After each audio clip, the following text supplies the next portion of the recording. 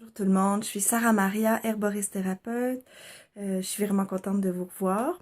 Donc aujourd'hui, je vais vous parler de deux hormones que j'affectionne particulièrement, l'estrogène et la progestérone. Estrogène, ça viendrait soit de thon, comme un thon qui pique l'insecte, mais qui veut dire désir, passion, ça c'est en grec. Ça viendrait aussi de la déesse Éostrée, la déesse de la fertilité, hein, des œufs, et d'où vient le nom Ostara et Easter, Pâques. Donc, j'aime beaucoup cette appellation-là, œuf, parce qu'effectivement, l'estrogène, c'est l'hormone des œufs. Je dis l'estrogène, mais en fait, elles sont trois. Même, il y a une petite nouvelle, elles sont quatre maintenant. Mais on connaît surtout l'estriol, l'estrone, l'estradiol. Et la petite nouvelle, c'est l'estétrol. Mais je vais vous parler surtout de, en fait, l'estradiol. C'est celle qu'on connaît le plus. En fait, c'est celle surtout qu'on sécrète le plus dans notre vie et en plus grande quantité, sauf pendant la grossesse. Et c'est celle qu'on mesure quand on fait des tests médicaux. C'est certain que moi, je trouve qu'on devrait toutes mesurer les estrogènes. Ça nous aiderait mieux à comprendre la conversion des différents estrogènes, mais c'est une autre histoire dont on va parler dans la formation. Donc, les estrogènes sont fabriqués à partir des hormones androgènes. Ça, c'est vraiment intéressant, comme la testostérone, par exemple. Là où elle entre en scène dans notre cycle, c'est au tout début. Les estrogènes, c'est des hormones solaires, hein, d'extraversion. Pourquoi je dis ça? Parce que c'est des hormones qui nous font rayonner à tout niveau. Elles stimulent notre système nerveux central, donc elles nous donnent de l'énergie, elles nous donnent de la joie. C'est les amis de la dopamine, de la sérotonine, hein, les neuropeptides de notre bonheur. Et oui, c'est ça dans mon slam sur les hormones, parce que je slam aussi, je dis habituellement on m'aime parce que je chasse la peine, je rends la peau douce et belle, je donne une odeur de miel. Parce que c'est vrai, les estrogènes rendent la peau douce et belle, carrément. Elles rendent la peau brillante. Elles rendent la peau ferme. Elles rendent la peau douce parce qu'elles travaillent sur le sébum. Donc, c'est pour ça qu'on en met dans les cosmétiques des estrogènes synthétiques. Et oui, on met des hormones, c'est une des sources d'hormones, hein, de perturbateurs endocriniens. Mais ça aussi, c'est une autre histoire. Donc, les estrogènes, habituellement, on les aime parce que vraiment, c'est des hormones de rajeunissement, de jeunesse éternelle. Et elles nous donnent une bonne odeur, elles nous donnent des phéromones. Donc, vous remarquerez pendant les 2 premières semaines de votre cycle, juste votre émanation, le regard extérieur. Juste ça, faites le test, le regard extérieur, autant des hommes que des femmes, ça n'a pas d'importance, mais il y a quelque chose qui émane, vos phéromones d'estrogène émanent, et donc ça se sent, et votre peau, et vos yeux, et vos cheveux sont plus brillants. Les estrogènes, je vous dis que c'est les hormones des 2 premières semaines parce qu'elles sont fabriquées dans les follicules. Qu'est-ce que c'est les follicules pour celles qui ne le savent pas? C'est les ovocytes. En fait, c'est les futurs ovules, les possibles futurs ovules qui sont fabriqués à chaque mois dans nos ovaires. Pour les femmes, évidemment, qui sont encore menstruées. Donc, suite à un ordre de l'hypothalamus, hein, qui est la glande, la reine, elle donc donne un ordre à l'hypophyse. L'hypophyse envoie des hormones aux ovaires. Hein, ça se parle toujours, là, ces gens-là. Et donc, les ovaires fabriquent les follicules et dans les follicules sont fabriqués les estrogènes. Je trouve ça vraiment magnifique. Donc, dans nos futurs œufs sont fabriqués les estrogènes. Et c'est les estrogènes qui vont amener peu à peu la courbe de l'ovulation, qui vont nous amener à l'ovulation. Ce faisant, elles nous rendent plus joyeuses, plus énergiques, plus excitées, plus lubrifiées. Donc, c'est des hormones de fête, de party, comme on dit en québécois, les estrogènes habituellement. Mais elles font pas juste ça, hein. C'est les hormones qui aussi font qu'on passe de petite fille à adolescente, à femme. Elles nous font développer les seins, elles nous font développer les poils, mais aussi elles aident nos os à grandir, elles fixent le calcium dans nos os. Donc, des super hormones pour ça. Et c'est pour ça aussi que lorsqu'on arrête graduellement d'en sécréter, en fait que nos ovaires arrêtent graduellement d'en sécréter, on a des os plus fragiles. Donc, on a moins de calcium et les os deviennent plus fragiles. Et les estrogènes aussi, protègent notre système cardiovasculaire. Donc, super important pour ça aussi. Donc, c'est des hormones qu'on aime vraiment beaucoup. Et à la ménopause, quand je dis qu'on arrête d'en sécréter, ben c'est ce que tout le monde dit, hein, les ovaires arrêtent graduellement de fabriquer des estrogènes, mais en réalité, c'est pas juste les ovaires qui fabriquent les estrogènes. Il y en a qui sont fabriqués dans le foie, dans les tissus adipeux, c'est-à-dire notre gras, notre graisse, et dans les surrénales. Les surrénales, c'est nos glandes qui sont situées sur les reins, surrénales. C'est les surrénales qui, nous sécrètent nos hormones de stress et inflammatoires et anti-inflammatoires. Et donc, vu qu'on est très stressé toute notre vie dans notre monde productiviste et dans notre société hyper moderne et qu'on prend des stimulants tous les jours, souvent le café, le thé, mais aussi les réseaux sociaux et tout ce qui nous stimule, alors c'est certain que on est toujours en train de demander à nos surrénales de travailler fort et rendu au moment où elles devraient prendre le relais des ovaires, elles ont la langue à terre et donc c'est plus difficile. C'est pour ça qu'on a souvent, entre autres pour ça qu'on a des bouffées de chaleur et différents symptômes reliés à la périménopause. C'est pour ça que quand on travaille sur les surrénales, bien souvent ces symptômes-là diminuent ou arrêtent carrément. Alors ça, c'est assez incroyable.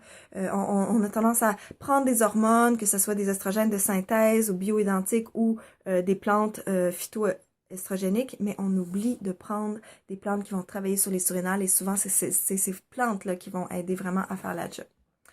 Donc, voilà pour un petit tour des estrogènes. Parlons maintenant progestérone. Progestérone, si on fait encore un peu d'étymologie, ça vient de pro, hein, pro qui favorise, gestare qui est la gestation, avoir un enfant. Donc, progestation. C'est une hormone lunaire dans le sens que la lune, hein, elle reflète le soleil, c'est une hormone d'intériorité. Je trouve ça assez incroyable, cette histoire que la progestérone, elle est aussi fabriquée dans nos follicules, mais une fois qu'on a ovulé.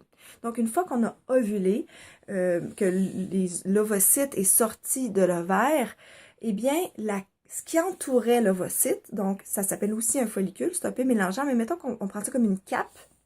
Cette cape-là, elle se ratatine et elle devient jaune. Et particulièrement autour de la cellule. Et ça devient le corps jaune, hein, le fameux corps jaune. C'est à peu près la seule chose que j'avais retenue de mes cours de biologie de secondaire 3, le corps jaune. Je sais pas pourquoi. Mais c'est le corps jaune qui fabrique la progestérone. Donc, c'est comme un résidu, la progestérone, on peut dire. Entre autres, là, c'est aussi fabriqué ailleurs, mais ça, c'est un peu plus complexe. On va y revenir pendant la formation. Mais c'est vraiment une hormone de transformation de compost qui est née de quelque chose qui se ratatine. Alors moi, je trouve ça vraiment fascinant parce que la progestérone, c'est complètement différent que l'estrogène. C'est un calmant du système nerveux central ou il y en a même qui disent un dépresseur. Ça nous rend plus sensibles à l'invisible, je dirais, hein, tout ce que je dis, c'est ce qui était derrière le voile qu'on voyait pas avec les estrogènes en haut, mais tout d'un coup, la progestérone et la diminution d'estrogène nous les rendent visibles. Et là, on voit tous nos besoins pas comblés, tout ce qui marche pas dans notre vie. Et c'est pour ça que pendant la deuxième partie du cycle, pendant la période, dans le fond, prémenstruelle, on peut devenir plus sensible ou plus irritable. Plus irritable, ça peut être pour ça, mais ça peut être aussi parce que le foie est occupé à métaboliser beaucoup d'hormones et que le foie est déjà en demande. Et quand on a le foie fatigué, ça nous rend irritable. Ça peut être aussi pour ça. Bref, la progestérone, qu'est-ce qu'elle fait aussi? Elle fait pas juste nous rendre sensibles, elle va vasculariser l'endomètre. Je vous disais tout à l'heure, est-ce que je vous ai dit tout à l'heure? Je vous ai pas dit tout à l'heure que l'estrogène, un de ses rôles, je reviens en arrière. J'espère que vous me suivez, que je vous perds pas trop. L'estrogène, elle agit aussi sur l'endomètre, qui est la peau interne de notre utérus. C'est elle qui la fait gonfler, grossir. Hein? Dans mes cours au rythme féminin, je dis c'est ça qui construit la charpente de notre auberge.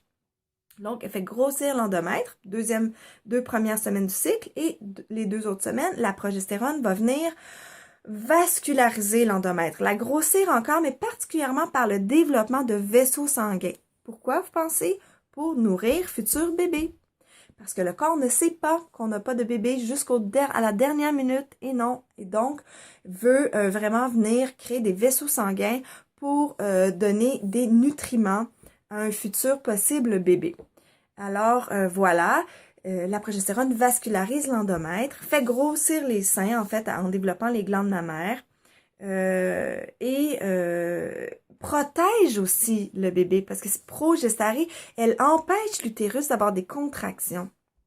Donc, c'est elle qu'on a pendant les 3 premiers mois de grossesse. Hein? Les 3 premiers mois de grossesse, celles qui ont été enceintes, c'est souvent les plus difficiles, où on est le plus hypersensible, où on est le plus dans l'état finalement dans lequel on est avant nos menstruations. C'est vraiment cette même hormone-là, la progestérone. Alors, effectivement, la progestérone, on l'aime moins habituellement parce qu'elle demande de l'apprivoisement. Mais pour moi, honnêtement, c'est notre hormone la plus importante parce qu'elle nous permet d'accéder à ce qu'on n'aurait pas accès à habituellement. Elle nous permet d'accéder à nos vérités intérieures puis ce qui va pas pour qu'on puisse le prendre en main et faire de notre vie celle qu'on veut. Mais il faut l'écouter.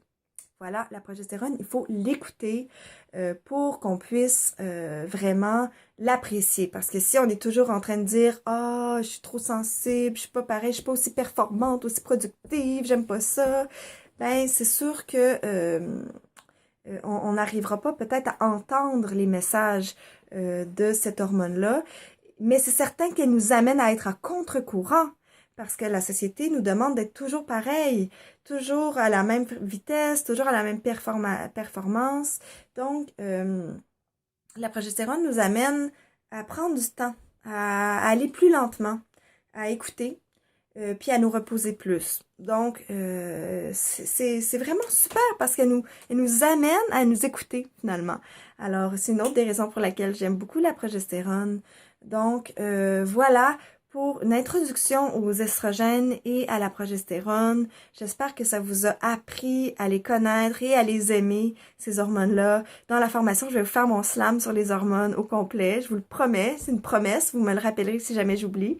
Et ça nous aide vraiment, ce slam-là, à comprendre un peu le rôle de ces hormones-là. Mais évidemment, c'est nos 2 hormones principales, mais on a aussi de la testostérone, on a aussi de l'aldostérone, l'androsténédione, pardon, pas de l'aldostérone, de l'aldostérone, mais c'est une autre hormone, là, par rapport avec les gonades, mais de l'androsténédione, on a aussi de la LH, on a aussi de la FSH, et toutes nos hormones, évidemment, thyroïdiennes, et nos hormones des surrénales. Il y a beaucoup d'hormones, hein, dans notre corps, donc, et c'est toute une symphonie. C'est ça qui est intéressant à comprendre, c'est une symphonie entre les glandes et les hormones, et les neuropeptides, et toutes ces gens-là. C'est tellement complexe et nos glandes sont tellement sensibles, l'hypothalamus particulièrement, qui est finalement le poste de commandement. Cette glande-là est sensible à tout. Alors, moi, je trouve ça fascinant, fascinant, fascinant. J'espère que vous aussi.